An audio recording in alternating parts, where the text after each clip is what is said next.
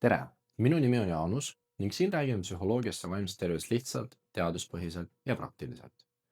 Eelmises videos rääkisime sellest, miks noored vajavad rohkem und, kui nad sageli arvavad.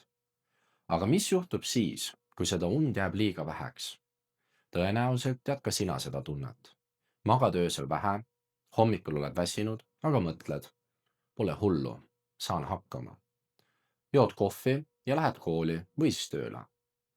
Aga päeva jooksul hakkavad juhtuma väikesed asjad. Loed sama lauset mitu korda ja ikka ei mäleta, mida just lugesid.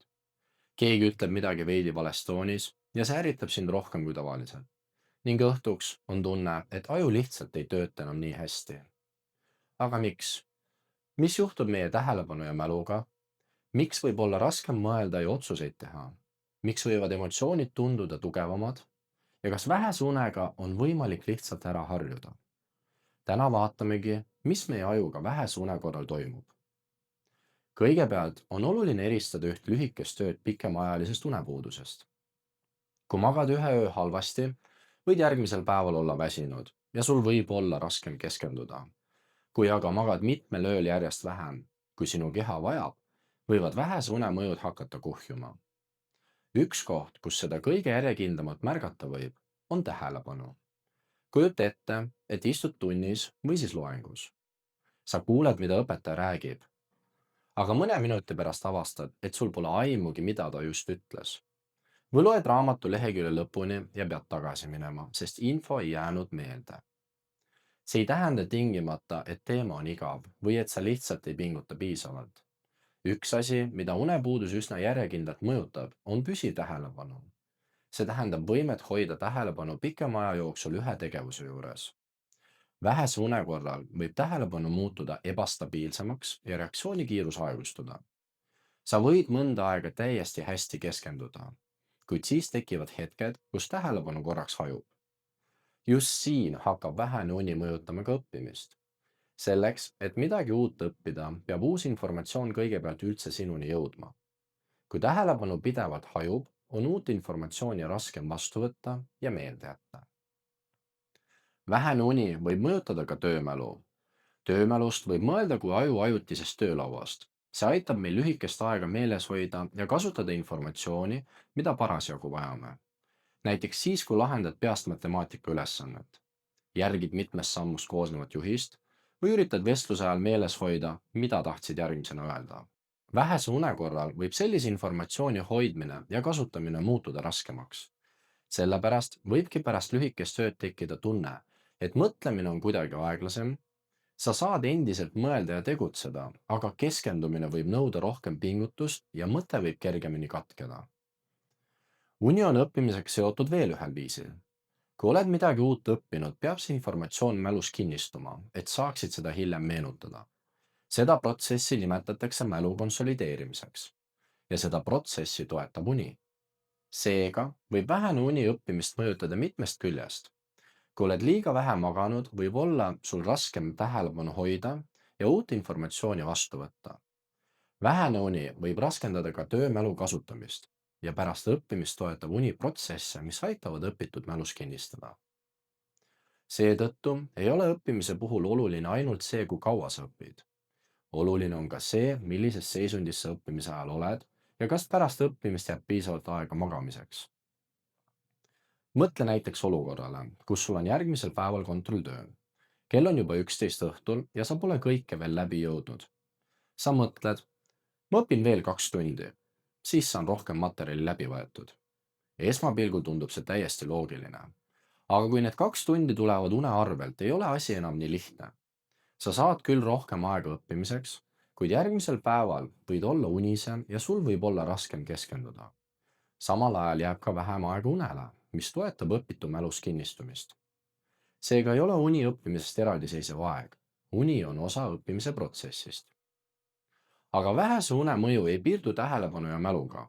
Iga päev peame planeerima, hoidma korraga meeles erinevat informatsiooni, kontrollima oma impulsse ja tegema otsuseid.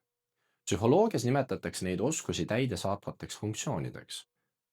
Vähese une korral ei kao need võimed lihtsalt ära, kuid mõned neid oskusi nõudvad tegevused võivad muutuda raskemaks. näiteks võib olla keerulisem hoida korraga peas mitut asja või pikema ülesande juures järjepidevalt püsida. samas ei ole unepuuduse mõju iga inimese ja iga ülesande puhul ühesugune. see sõltub sellest, kui palju und jäi puudu, kui kaua unepuudus kestis ja mida inimene parasjagu tegema peab. kõige järjekindlamalt on vähese une mõju näha just unisuses, tähelepanus ja reaktsioonikiiruses. mõtlemise ja otsuste tegemise puhul võib rohkem sõltuda inimesest, unepuuduse ulatusest ja konkreetsetest ülesannetest. unepuudus ei mõjuta aga ainult seda, kuidas me mõtleme, see võib mõjutada ka seda, kuidas me emotsionaalsele olukorrale reageerime. kujuta ette, et saadad sõbrale pika sõnumi. tema vastab lihtsalt okei. kui oled puhanud, võid mõelda, et tal on kiire, aga kui oled väga väsinud, võib sama vastus tunduda palju negatiivsem. kas ta on pahane, kas ma midagi ütlesin valesti? uuringud näitavad, et vähene uni võib mõjutada nii meie meeleolu kui ka võimet oma emotsioone reguleerida. üks võimalik seletus on see, et unepuudus mõjutab emotsioonidega seotud ajupiirkondade ja neid reguleerivate ajuvõrgustiku koostööd. lihtsamalt öeldes võib väsinuna olla raskem oma emotsionaalseid reaktsioone juhtida. see ei tähenda, et iga halb tuju või tugev emotsioon oleks põhjustatud vähesest unest. meie enesetunnet mõjutavad paljud erinevad tegurid, aga vähene uni võib olla üks neist teguritest, mis muudab emotsionaalsete olukordadega toimetuleku raskemaks. seetõttu võib vahel olla kasulik enne suure järelduse tegemist endalt küsida, kas olukord ise muutus või võib minu reaktsioon mõjutada ka see, et olen väga väsinud. siin tekib aga veel üks huvitav küsimus. kas vähese unega saab lihtsalt ära harjuda? kui inimene magab pikemat aega liiga vähe, võib talle tõesti tunduda, et ta on sellega harjunud. väsimus muutub tuttavaks ja sellest saab justkui tavaline enesetunne. aga see ei tähenda tingimata, et aju on vähese unega täielikult kohanenud. kontrollitud une piiramise uuringutes on leitud, et mitme järjestikuse liiga lühikese öö jooksul võib tähelepanu ja kognitiivne sooritus järk-järgult halveneda. samas ei pruugi inimese enda hinnang oma unisusele muutuda täpselt samas tempos.